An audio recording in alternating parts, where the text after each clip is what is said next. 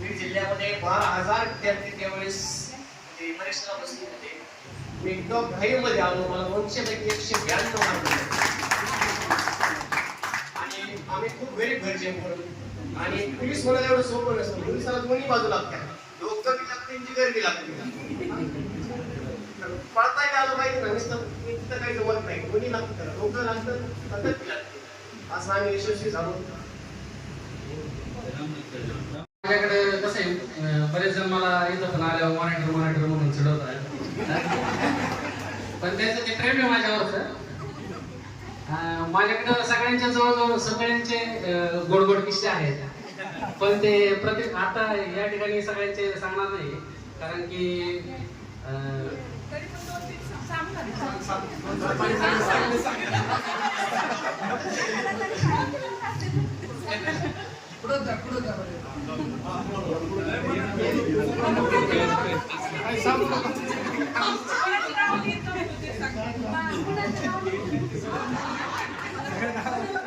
तिला मारलं करायचं.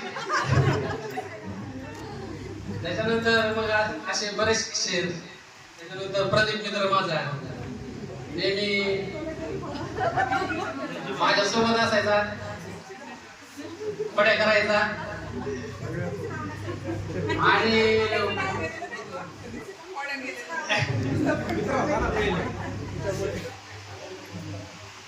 हरीश कांगळे, आम्ही 12वीला पण रूम करून अभ्यास करायचो.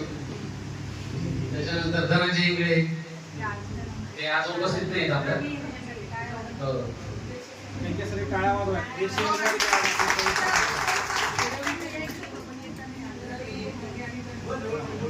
आता समोर आल्याच्या नंतर असं वाटायला लागलंय काय बोलू आणि कुणाची किस्सा सांगू. तर किस्से भरपूर आहेत. आणखीन आपल्याला पुढच्या वर्षी पण गेट टुगेदर ठेवायचं आहे. बरेच जणांना असं वाटत होतं की मी याच्यामध्ये बोललो नाही ग्रुपवर, म्हणजे काही सहभागी नाही. काय मी 100% सहभागी होतो. फक्त थोडस म्हणजे वेळ कमी असल्यामुळं माझ्याकडं मी ग्रुपवर जास्त बोलता नाही आलं. त्याच्यानंतर आता आम्हाला 10वी पर्यंत, म्हणजे आपल्याला 10वी पर्यंत तळेकर सर इंग्लिशला होते. तळेकर सर काही दिवस संस्थेवर त्याच्यावर जॉब केला, माळेगावला पण केलं ते वारे सरच्या संस्थेवर. पण ते आपलं मन लागलं नाही त्याच्यात. कुठंतरी आपण काहीतरी जगात वेगळं करावं.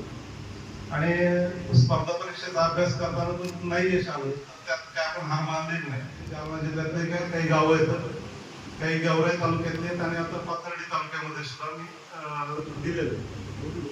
तर त्यात ऑर्गॅनिक फार्मिंग मध्ये मी माल सप्लाय करायचं काम करतो इथं आपल्या बीडमध्ये. मी एक आणि माझा एक जोडीदार आहे, असे आम्ही दोघे आहेत. तर ज्या धंद्यामध्ये कॉम्पिटिशन नाहीये असा जर व्यवसाय शोधला तर नक्कीच माणूस यशस्वी होतो. त्यामुळं असं काही नाही की बाबा बेरोजगारी वाढली किंवा शिकून काहीतरी आपण बेरोजगार राहिलो. मला एकच सांगायचंय की बाबा जे कोणी आता आपल्यातले आहेत बेरोजगार म्हणून शेती करतात, तर मी आजीला त्यांना बोललो की माझ्याकडे पण कमिशन बेसवर एक प्रत्येक गावामध्ये एक माणूस काम करतो. तर जेणेकरून एक 25-30 एकरचं जर क्षेत्र असेल तर त्याला जो काम करतोय त्याला माझ्याकडून 2.5-3 लाख रुपये वर्षाकाठी जातात. तर ते काय वर्षभर ते काम नाही येते, एक 5-6 महिन्याचा त्याचा कालावधी असतो. 5-6 महिन्यामध्ये ते पूर्ण होतं. विनोद असेल, बाळू असेल, या 7-8 जणांनी असं ठरवलं की आता याची गंमतच करायची. आणि मग गंमत केल्यानंतर त्यांनी सांगितलं की अरे आपले फॉर्म भरायची सुरू होती. तर फॉर्मही भरले आणि हॉल तिकीट ऑनलाईन काढूनही घेतले. आता पण मी एकाला विचारलं, दोघाला विचारलं, सगळ्यांनी तेच सांगितल्यानंतर मी विश्वास मला वाटलेला खरंच. पण त्यांच्यापेक्षा माझा विश्वास हा मॉनिटर असेल रामनाथ हांगेवर. पण रामनाथ हांगेला मी ते तयारच करून ठेवलं होतं आणि मी त्याच्यात मी फसलो गेलो. ठीक आहे, काय गमतीचे काय भाग असत असेल, पण आपल्या शाळेमुळे आता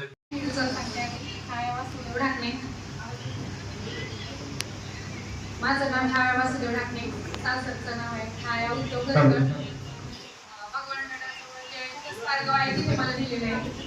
माझे मिस्टर जिल्हा परिषद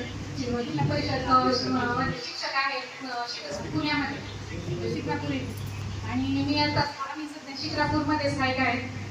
आणि आता 2022 मध्ये महाराष्ट्र शासनातर्फे पवित्र पौरकालांतर्गत मी शिक्षक बनले होते. त्यामधून माझं माध्यमिक शिक्षिका म्हणून मराठी विषयासाठी सिलेक्शन झालेले आहे. आता एक शिक्षण संस्था स्थापन हा झाला माझा स्वतःचा परिचय. आणि यानंतर आता आपण आज जमलेला आहे गेट टुगेदरचा कार्यक्रम. आता गेट टुगेदर म्हणजे काय, आपल्या ग्रुपवर एक जणांनी मी मेसेज टाकला होता, पण मी गेट टुगेदर कशासाठी, गेट टुगेदर म्हणजे आपण एवढे गेट टुगेदर म्हणजे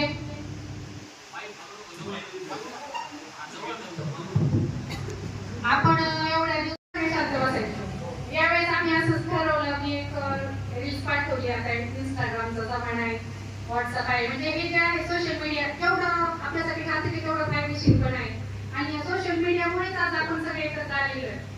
जसं जर सोशल मीडिया नसतं तर आपण एकत्र आलो नसतो. मग त्याच्यावर आपण मग ठरवलं हा गेट टुगेदर करूया. तर यावर्षी आपण नक्की करायचं. मग ते जिथे शक्य होईल तिथे करूया. आणि इथलचं नियोजन झालं आणि आपण केलं. आणि आता शाळेतले विषय असतात किंवा शाळेतले डीएड केलं होतं तर जवळजवळ 60-70% मुलांनी तर डीएडच केलं. आपण मी 8वीत होते, म्हणजे मी 7वी पर्यंत मुंबईला शिक्षण झालं आणि 8वीला इथे पाडळी शाळेत आले. 8वी 9वी 10वी. आणि आपल्या असताना म्हणजे प्राथमिक शिक्षणामध्ये आपण खूप लहान असतो, त्यामुळे आपल्याला सगळ्या गोष्टी आठवत नाहीत. पण माध्यमिक शिक्षण जे असं 8वी 9वी 10वी हे हायस्कूलचं म्हणजे शिक्षण वेगळंच असतं. कारण कॉलेजला गेल्यावरती हायस्कूलची फिलिंग नसते 11वी 12वीला. आणि जास्त लक्षात राहतो तो हा मधला काळ 8वी ते 10वीचा. आणि त्यामध्ये वर्गात शिकवत असताना सर इंग्लिश खूप छान शिकवायचे आणि एक्स्ट्रा क्लास घ्यायचे सकाळी शाळेच्या आधी 1 ते 1.5 तास. आणि आम्ही बागेवरून चालत यायचो आणि एक्स्ट्रा तासाला पण यायचो. आणि ग्रामर शिकवायचे सर, इंग्लिशचं ग्रामर शिकवायचे. आणि तेव्हा ग्रामर शिकवल्यामुळे इंग्लिशचा पाया एवढा पक्का झाला ना की आजपर्यंतही आपण म्हणजे ग्रामर म्हणा किंवा इंग्लिशला कुठे जाणं तर आली नाही. आणि नंतर त्यामुळे मी इंग्लिश विषय घेतला याला शिकवायला. शिक्षक दिनाच्या दिवशी 5 सप्टेंबरला आणि नागरमध्ये पाठीमागं बसले होते आणि मी पुढे शिकवत होते. त्यांनी तो माझा 30-35 मिनिटाचा पूर्ण तास पाहिला आणि मला म्हटले तू एक उत्तम शिक्षक होशील आणि तू शिक्षकच पण तू खूप छान म्हणजे इंग्रजी शिकवले. आणि तेव्हा तसं डोक्यात म्हणजे आपल्याला हे बसलं की हा सर आपले सर आपल्याला म्हटले तू एक चांगला शिक्षक होशील, चांगली शिक्षिका होशील. मग हा मला शिक्षकच बनायचं असं मी डोक्यात म्हणजे माझ्या ठरवलं. आणि 12वी नंतर डीएड केलं. पण आता मुलीच्या जीवनात असताना डीएड झाल्यानंतर लगेच लग्न झालं आणि घरची जबाबदारी पडल्यामुळं हेच आपलं. आणि आपली पहिली माहिती होती तर सीईटी आली, थोडे मार्क कमी पडले. मग नंतर आपलं सुरू झालं झालं गृहिणीचं जीवन. 5-6 वर्ष त्याच्यामध्ये गेलेला, मुलं लहान मोठे झाले. मग मी शिक्षक भरती तर काय होत नव्हती, मग मी स्वतःचे क्लासेस सुरू केले पुण्यामध्ये आणि क्लासेसला एवढा छान प्रतिसाद मिळाला. 8वी आणि 5वी आणि 8वी स्कॉलरशिप म्हणून स्पेशल क्लासेस सुरू केले. 6 ते 7 वर्ष मी क्लासेस घेतले, त्यामुळे मी शिक्षणाच्या प्रवाहात राहिले आणि माझं विसरलो नाही. म्हणजे बऱ्याच आता मुलीचा म्हणजे काय प्रॉब्लेम होतो की आपण नंतर विसरतो सगळं, नंतर सगळं विसरतो आणि पुन्हा नव्याने सुरुवात करायला म्हटलं तर तेवढा वेळ मिळत नाही. पण मग मी त्या क्लासेसमुळे थोडं शिक्षणाच्या प्रवाहात राहिले. 2022 मध्ये शिक्षक भरती निघाली आणि पुन्हा शिक्षक व्हायची आशा जागृत झाली आणि मी थोडं 2-3 महिने अभ्यास केला. थोडा बेस पक्का झालेला होता क्लासेसमुळे आणि मग मी नंतर लग्न झाल्यावर BA करून BEd पण केलं होतं आणि BA असल्यामुळे मग मराठी आणि सोशल सायन्स हे 2 विषय होते. पण मग त्यामधून मग माझं मराठी विषयासाठी सिलेक्शन झालं आणि माझं शिक्षण होण्यात म्हणजे शिक्षक होण्याचं स्वप्न पूर्ण झालं.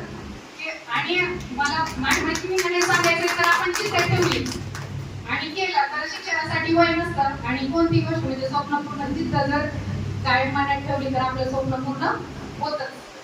आणि ज्यांना इथून पुढे म्हणजे करायचं असेल असं नाही की आता आपलं काय वय झालंय आपण कशाला करायचं, आता इथून पुढे मोठं होत असतं का, तर असं नाही. कोणत्याही वय म्हणजे कोणत्याही वयात काही होऊ शकतं आपण जिद्द ठेवली तर. मला एक मुलगी आहे आणि सध्या मग मी पुण्यात तुला बोलायचं आहे आणि आपला शिक्षकी पेशा असतो, कधी आपण माहीत आपल्याला तरी बोलू शकतो. त्याप्रमाणे तिने थोडंफार तयार केलं होतं, त्याप्रमाणे बोललो. काही जर अनावधानाने चूक झाली असेल तर मोठ्या मनाने माफ करा. माझं नाव आहे हरीश महादेव कंठाळे.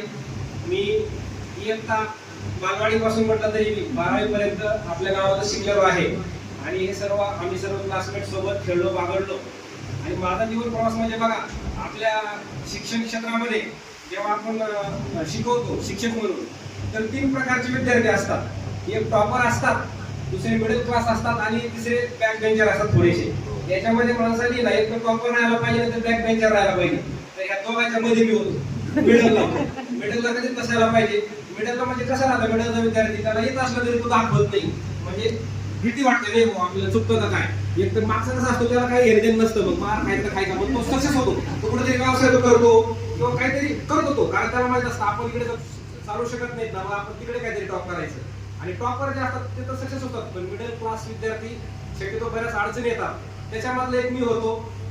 तर असाच किस्सा म्हणजे 10वी पर्यंत गणित आपलं इंग्रजी विषय थोडासा आपल्याला अडचणच यायची आणि तळेकर सर आपल्याला इंग्रजी विषय शिकवत होते आणि ग्रामर तळेकर सरांनी खूप खरंच आता शाळेत सांगितलं, खूप छान शिकवलं आणि मला ग्रामर चांगल्यापैकी इंग्रजी ग्रामर यायला लागलं त्यावेळेस 10वीला असताना. आणि मग कसं असतं शाळेमध्ये, आता मी पण शिकवतो विद्यार्थ्यांना, जे टॉपरचे विद्यार्थी असतात ना त्यांचं कसं असतं, एखादं उदाहरण दिलं किंवा एखादं वाक्य जर दिलं तर ते दाखवण्यासाठी त्यांची एकदम घाई असते, एकदम फास्ट ट्विक दाखवायचं आणि लवकर सरांची शाबासकी मिळवायची.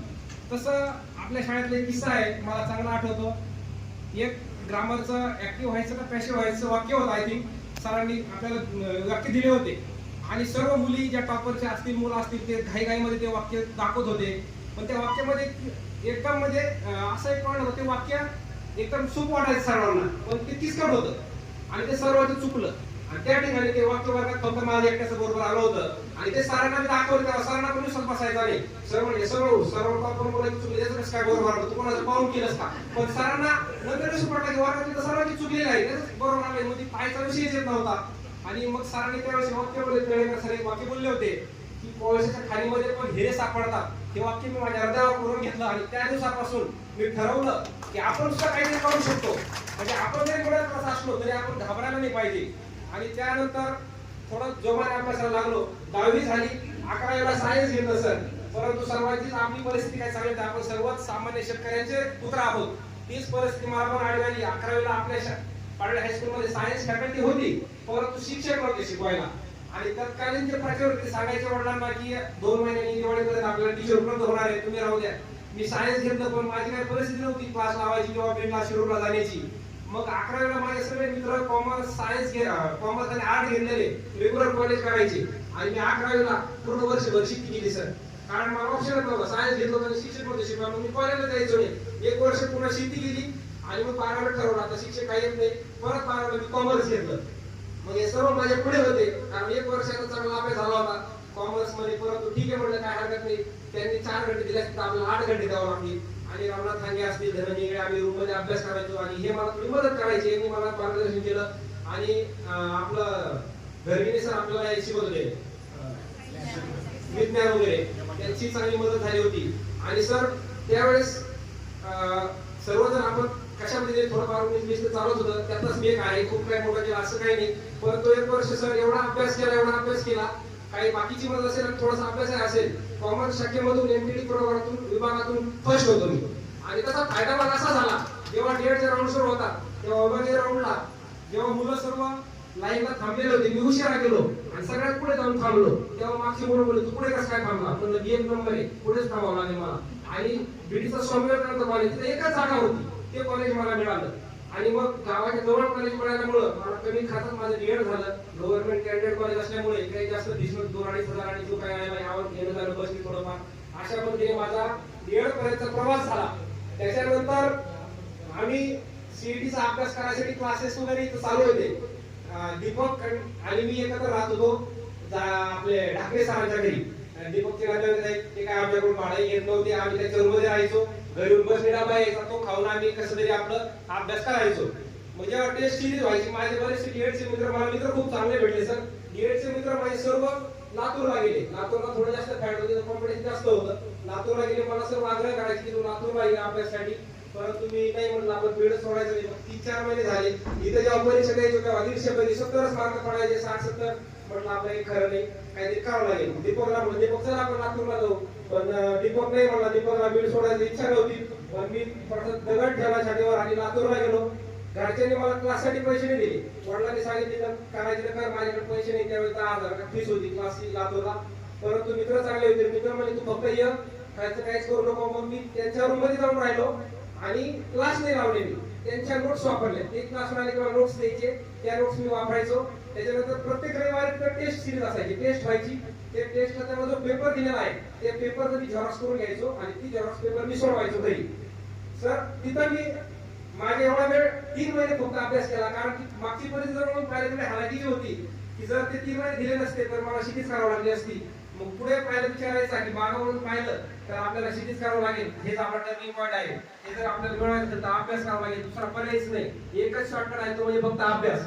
आणि माझे रूममेट झोपले तरी काय अभ्यास करायचो. 12 वाजता ते झोपले, मी 1 वाजता झोपायचो आणि 3 वाजता उठायचो. अक्षरशः 2-3 तास झोप येते. पण 3 महिने फुल अभ्यास केला. परीक्षा मी तिकडे दिली लातूरला.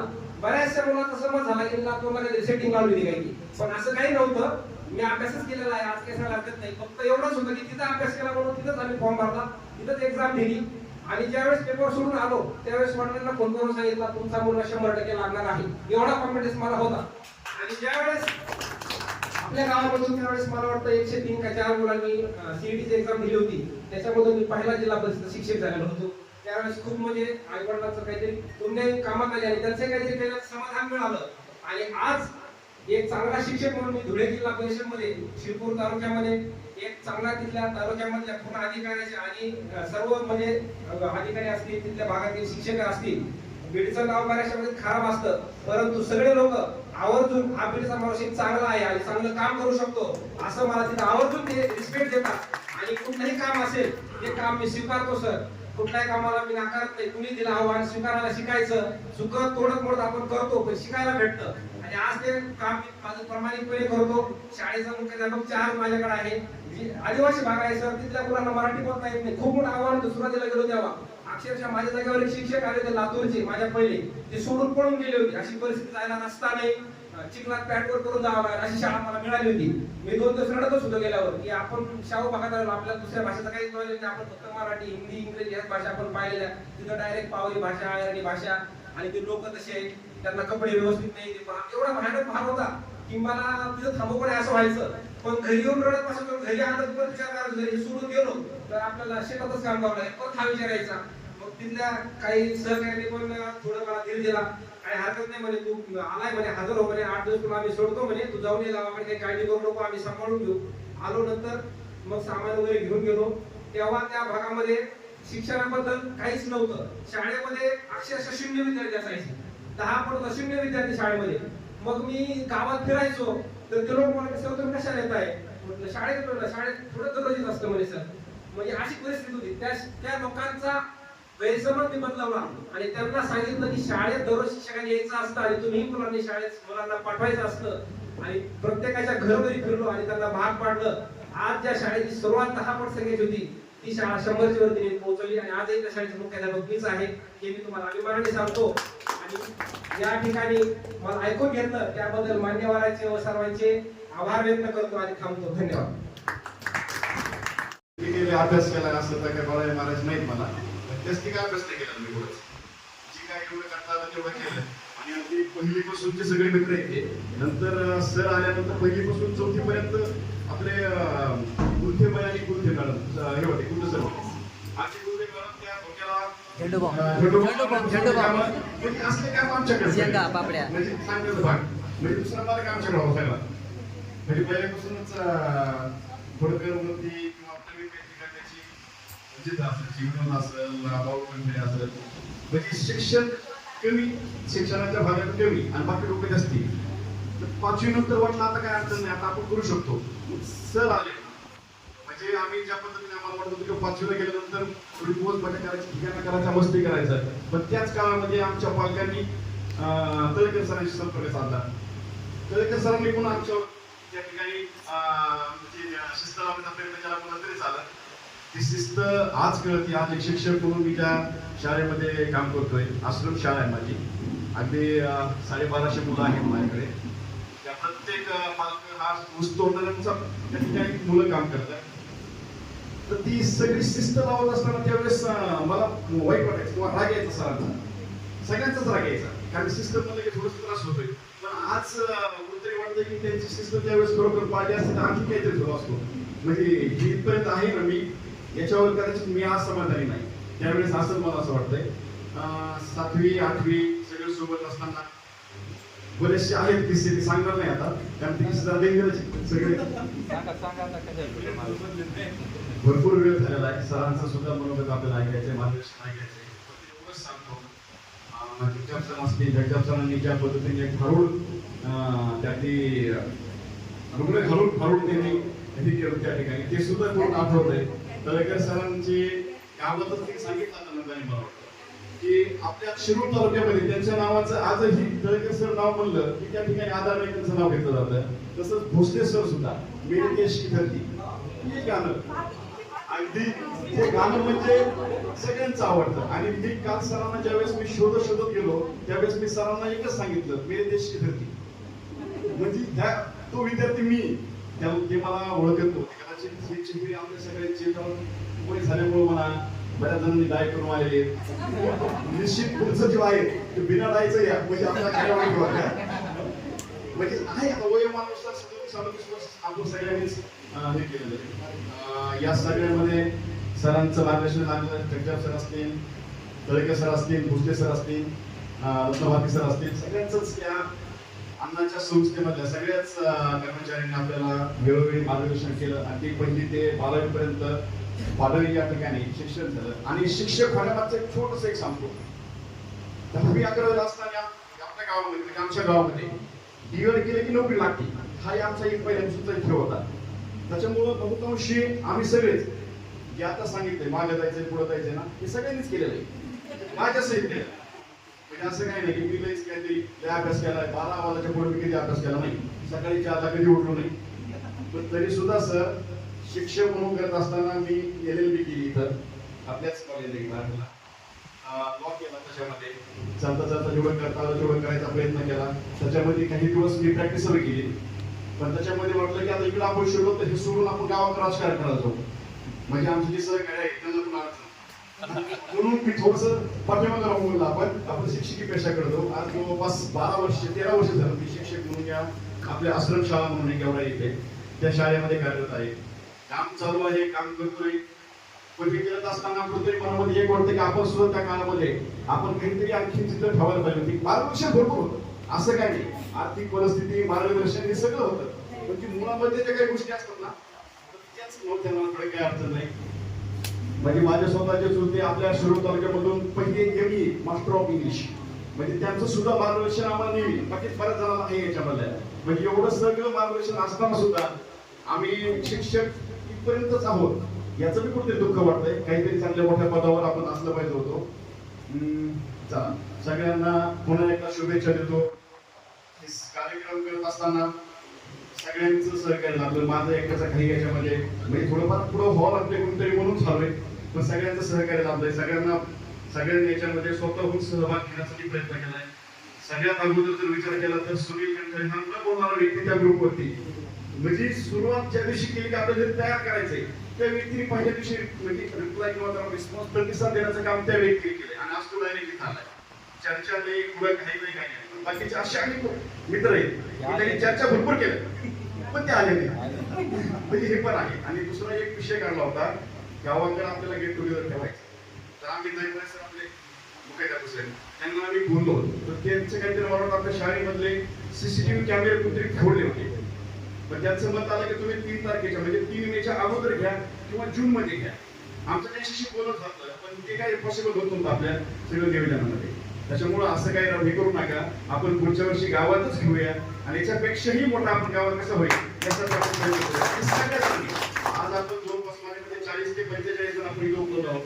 पुढच्या वेळेस मला वाटतं मी फोटो काढून टाकले. त्या दिवशी मी शाळेत गेलो, 10वीच्या आणि 12वीची जी काय आमची हजेरी आहे त्या हजेरीमधले फोटो मी आणले. जवळपास 93 105 आपले सगळे आहेत. तर किमान 105 मधले किमान 100 तरी पुढच्या वर्षी उपस्थित राहतील यासाठी आम्ही सगळेजण प्रयत्न करू. आणि खास करून मी धन्यवाद म्हणजे आमच्या वर्गमैत्रिणीच्या मागे की पोरं आम्ही 2 वर्ष आम्ही तयारी केली पण काही कोणी हे झालं नाही म्हणून आम्ही आमच्या पद्धतीने केला गेट टुगेदर आमचा. पण हो, मुलींचा थोडासा प्रॉब्लेम येते. आज प्रत्येक जण माहेरी गेलेले असतात, सासरी गेलेले असतात, त्याच्यामुळे त्यांच्या अडचणी असतात. पण त्यांनी विश्वास ठेवून या ठिकाणी पुढे होऊन करत असताना तो सुद्धा एक मनाला कुठेतरी समाधान वाटतं की विश्वास ठेवून ते आपण येत आहे. त्याच्यामुळं जबाबदारीने शक्यतो काही चुकू नये, शक्यतो नियोजनामध्ये कोणताही अशी काही कमतरता राहू नये यासाठी आता म्हणजे चांगलं आता 2 महिन्यापासून चालू आहे. पण 8 दिवसापासून मी तर स्थायी काय असं लागते गाड्याच्या पेटीपासून मी म्हणून नाही पण ते करावं लागत होतं. ते गाड्याच्या पेटीपासून अगरबत्तीपासून सगळं करण्याचं काम सगळे माझे सहकारी अशोक कंठरे असतात त्यांना जास्त सहकार्य लाभलं. आणि पुन्हा एकदा सांगतो, सर्वजण विश्वास ठेवून आला, एकमेकावर विश्वास आहे आपला, असंच आपण पुढच्या वर्षी सुद्धा एकत्र येऊया.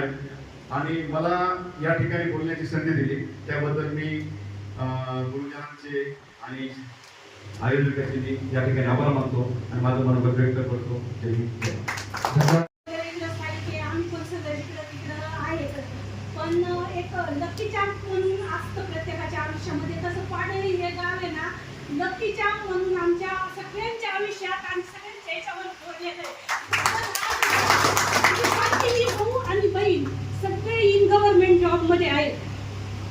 तर हे सगळं आम्ही पाडळीमध्ये आम्हाला शिक्षण कसं भेटलं, गुरुजन वर्ग पण कसा लाभला, त्यामुळं आम्ही इथपर्यंत म्हणजे माझ्या वडिलांचं एकट्याच्या पेमेंटवर या काही गोष्टी होऊ शकत नव्हत्या किंवा फॅसिलिटी पण नव्हती आम्हाला दुसऱ्या गावाला जाऊन शिकायचं वगैरे.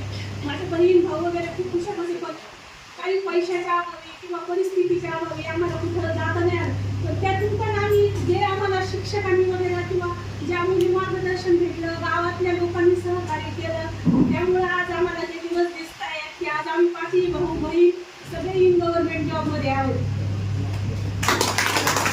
आणि आज आपण इथे एवढे सगळेजण गेट टुगेदरच्या माध्यमातून जमलो आहोत. पण म्हणजे यायचं किंवा सुट्टी भेटत नाहीये. पण मला असं वाटत होतं की नाही, मी 20 वर्षानंतर भेटतीये किंवा 22 वर्षानंतर भेटतीये. या उत्साहाने मी जी रात्री निघली इथं येण्यासाठी की मी इथं येईपर्यंत नाही बाबा एवढ्या दिवसांनी भेटणार सगळेजण, त्यासाठी मी खूप प्रयत्न करून सुट्टी काढून इथपर्यंत आली आहे. आणि तुम्ही सगळेजण आलाय गेट टुगेदरच्या माध्यमातून आपण सगळे भेटलो. आणि 20-22 वर्षाच्या म्हणजे बालपणापासूनच्या आपण सगळ्यांनी आठवणी वगैरे किंवा सगळ्यांचा चेहरा जरी पाहिला तरी असं सहज डोळ्यासमोर झळकवून जातं. तर काही गुटलं सुद्धा असेल तर मग करा. चला मला आता थँक्यू व्हेरी मच. धन्यवाद. मी एवढं येतात मी कॅश काउंटरला अर्धा 1 तास शिशी बोलत होते नियोजनाविषयी. मला सगळे म्हणायचे तुला कॅशला फरक काढून तू कोणाशी बोलती, म्हणजे तुम्हाला काहीच माहित नाहीये. मला गावी जायचंय आणि माझी 5 मिनिटं आमचं गेट टुगेदर आहे त्यासाठी अश्विनीला माहिती पण मला यायचं पण नव्हतं. शेवटी माझी सुट्टी पण कॅन्सल व्हायची असेल, पण तरी पण परत आलं. आज सगळ्यांना भेटून खूप बरं वाटलं. सगळ्यांनी नियोजन केलं, तर मी सगळं नियोजन केलं. त्यांनी त्याचा आभार. त्यांनी पुढाकारून केले छायाने आणि त्यांनी सगळ्यांना भेटलं, मस्त वाटलं. आपण परत एकत्र येऊ आणि सगळे येऊ. मला असं वाटतं की सगळ्यांनी यावं. अजून जे नाही आले त्यांना पण परत हे एकत्र करा आणि एक शाळेत ठेवू कार्यक्रम परत सगळे.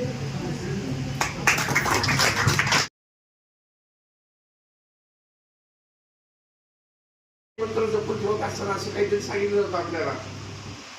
परंतु गुरुजींचा आनंद कधी होतो जेव्हा त्याचा शिष्य त्याच्याही पेक्षा पुढे झेप घेतो, त्यापेक्षाही यशस्वी होतो, तेव्हा तो गुरुजींना सर्वात जास्त आनंद होतो. आणि जेव्हा जे काही शाळेतलं शिक्षण असतं, औपचारिक शिक्षण असतं, ते मर्यादित असतं. त्या विषयाच्या संदर्भात, त्याच्या वेळेच्या संदर्भात, त्याच्या अभ्यासक्रमाच्या संदर्भात ते असतं.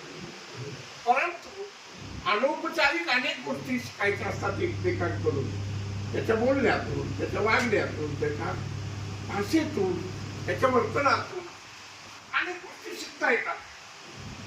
माझा अनुभव असा की पाडळी हे जे गाव आहे, मी 8 शाळांवर काम केलेलं आहे. अनेक शाळा, मोठ्या मोठ्या शाळांमध्येही मी काम केलं. पाडळी हे जे गाव आहे ते आयडल गाव आहे. त्या गावातील लोक आयडल आहेत. मी तुमची स्तुती करायला आलेलो नाही. मी तुम्हाला शब्दही घेऊ शकतो, पण मी स्तुती करणार नाही. परंतु माझा अनुभव कसा की पाडळी हे आयडल गाव, शिक्षणाची ओढ असलेलं गाव.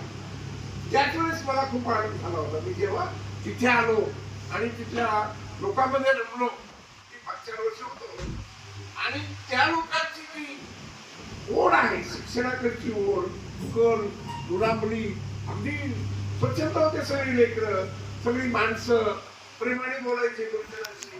नाहीतर काही काही गावात काय काय बोलतात हे सगळ्यांचा अनुभव आम्हाला आहे. आणि बाजूची अजून लोक आले, दुसरं आले, टोमले मार्ग वगैरे काही काही असतं. पाडळी हे गाव मला खूप आवडलेलं गाव. मी 9 शाळांवर काम केलं. सर्वात जास्त आवडलेलं गाव पाडळी. त्याचं कारणही असं होतं. मला आणखी एक गोष्ट आठवते होती. तिथल्या विद्यार्थ्यांची अक्षर मला कुठल्याच शाळेवर बघायला मिळाली नाही. प्रत्येकाची जेव्हा तपासायला आम्ही घ्यायचो तर ती सुंदर अक्षर. त्याचंही कारण मी विचारलं होतं एकदा की काय काय म्हणून आहे, सगळ्यात कठीण अक्षर सुंदर कशी काय म्हणे. एक सातारा जिल्ह्यातल्या काही शिक्षिका होत्या, आदिवासी शिक्षिका होत्या म्हणे प्राथमिक शाळेत, आणि त्यांनी लावलेलं ते वलन आहे म्हणे.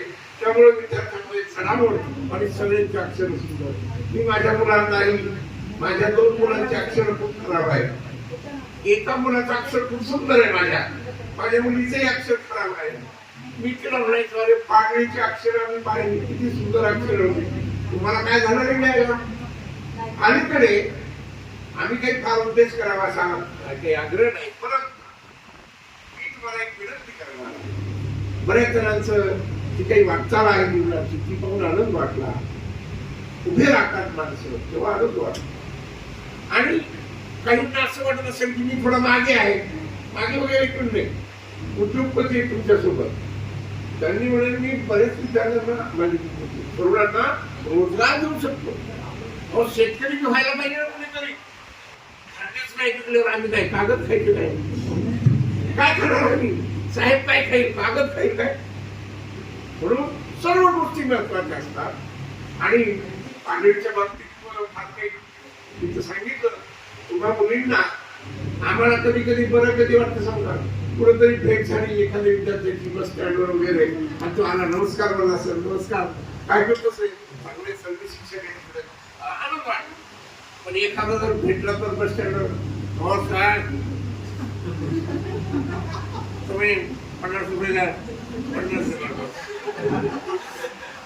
कसं वाटेल? शिक्षकालाच वाटेल आपलंच आपल्या सोबत. तसं त्या गावात घडलेलं नाही. त्या गावची भूमी, त्या गावची माती चांगली आहे, त्या गावचे लोक चांगले आहेत. आणखी खूप लोक मला नेहमी भेटतात. मी प्रकाशदादांना भेटतो, हिंगे साहेबांना भेटतो, रामदास हिंगे साहेबांना भेटतो. पाडळी गावातले अनेक लोक आजही 20-25 वर्ष झाली परंतु मला भेटतात आणि मला करावं लागतं. त्याच्याशी बोलतो मी.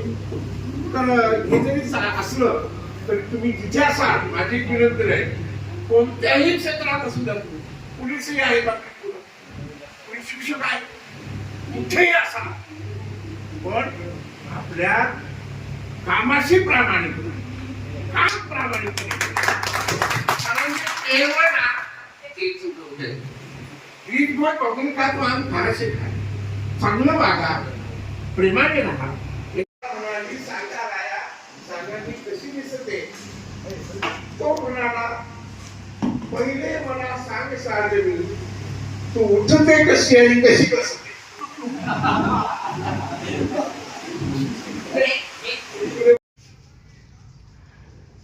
या जन्मावर या जगण्यावर शतदा प्रेम करावे. या जन्मावर या जगण्यावर शतदा प्रेम करावे. शतदा प्रेम करावे. या जन्मावर या जगण्यावर शतदा प्रेम करावे. या जन्मावर रंगांचा उघडून या पंखा साज कुणी गेली. काळोखाच्या तारावरती नक्षत्रांच्या वेली. सहा ऋतूंचे सहा सोहळे इथे खाण हरावे. या जन्मावर या जगण्यावर शतदा प्रेम करावे.